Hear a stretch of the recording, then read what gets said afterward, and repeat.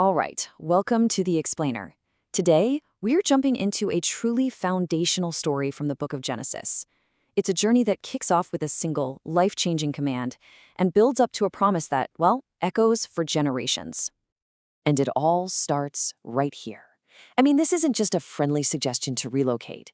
This is a command from God that literally sets in motion an entire epic of faith, family drama, and divine promises that are going to shape, well, everything that comes after. This one verse is the spark. Okay, so here's how we're going to break this down. First, we'll get to know the man at the heart of the story, Abram.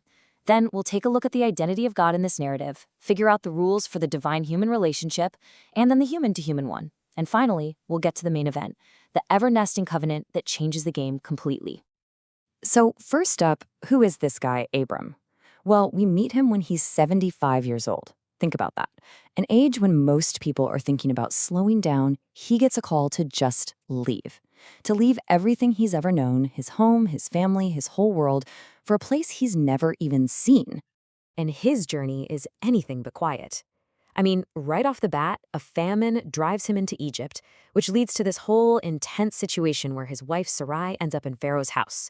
Then, he becomes so wealthy that he and his nephew Lot have to go their separate ways just to keep the peace.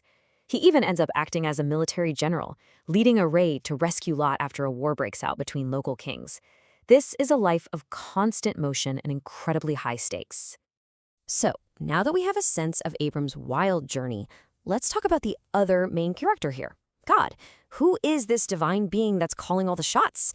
Well, the text gives us a very clear picture.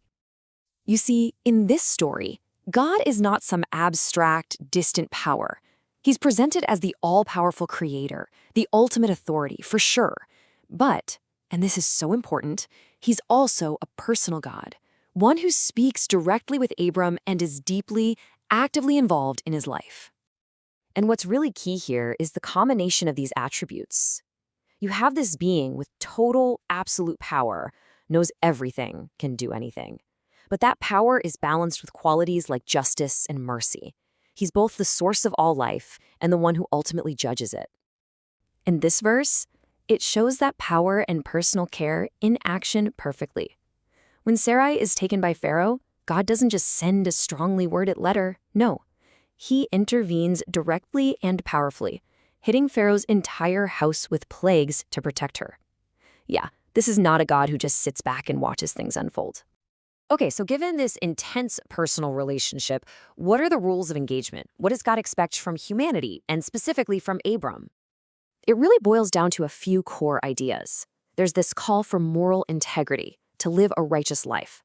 There's an expectation of communication through worship, what the text calls calling upon the name of the Lord. And later on, a physical sign is required. But you know what the foundation for all of it is? Belief. Plain and simple. Now, this relationship gets sealed in a very strange and symbolic ceremony. Abram gets these animals, splits them in half, and lays the pieces out.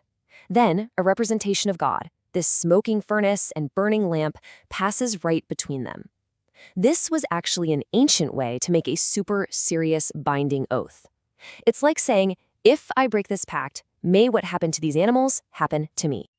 But really, when all is said and done, it comes back to this one moment. Beyond any ritual or action, it's Abram's faith, his simple, powerful belief in God's seemingly impossible promise that is seen as righteousness. This is the absolute core of their relationship. But it's not just about the rules for relating to God. The story also gives us a kind of social blueprint, a guide for how people should treat one another. And it does this through the actions of the characters themselves. So what do we see? Well, there's a huge emphasis on keeping the peace within the family, on basic fairness and not taking advantage of people, on fidelity, and on being responsible for everyone in your household, from your immediate family to your servants. And we see this play out perfectly in this moment. Abram and his nephew Lot are so successful, their people are starting to clash over resources. So what does Abram do? He lets Lot, the younger man, have the first pick of the land. He puts their relationship first, saying, "We are brethren," choosing peace over profit. It's a powerful example. So what about food rules? It's a question that comes up a lot with these texts. But what's really interesting is that in these specific chapters about Abram, there are no dietary laws mentioned at all. The focus stays squarely on relationships with God and with each other. All right, so everything we've talked about, the journey, the trials, the rules being set, it's all been building to this one singular massive event, the formal creation of what the text calls an everlasting covenant. And I want you to just try to picture this. Abram is now 99 years old. 99! His wife Sarai is 90. They are still without the child they were promised all those decades ago. It's at this moment, when it seems biologically impossible, that God shows up to make his biggest promise official. And what's so fascinating is how it all begins. It starts with new names. Abram, which means exalted father, becomes Abraham, which means father of many nations. And Sarai, or my princess, becomes Sarah, which is more like princess to all. It's like their very identities are being upgraded to match the scale of the promise. So what is this covenant? Simply put, it's a two-part deal that's meant to last forever. God promises the land of Canaan to Abraham's descendants, and he promises to be their God. The other side of the deal is that Abraham and his descendants have to keep the covenant. And here's a major change. Unlike the earlier promises, this one requires a physical, permanent mark. Circumcision becomes mandatory for every single male in the household.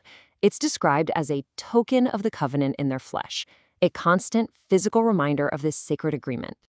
The narrative is also very, very specific about the line of inheritance for this covenant. Now, Abraham already has a son, Ishmael, and God promises to bless him and make him a great nation too. But the text makes it crystal clear that the specific, everlasting covenant will be established through Isaac, the son that Sarah is going to miraculously have in her old age. And so this entire story, from that first call to leave home to the renaming of a 99-year-old man, is all built on faith in a promise. It's an agreement that's meant to last for all time, shaping the future of generations. And that leaves us with a pretty big question to think about. What does it really mean for a family, a people, or even just for you to build your entire future on a promise?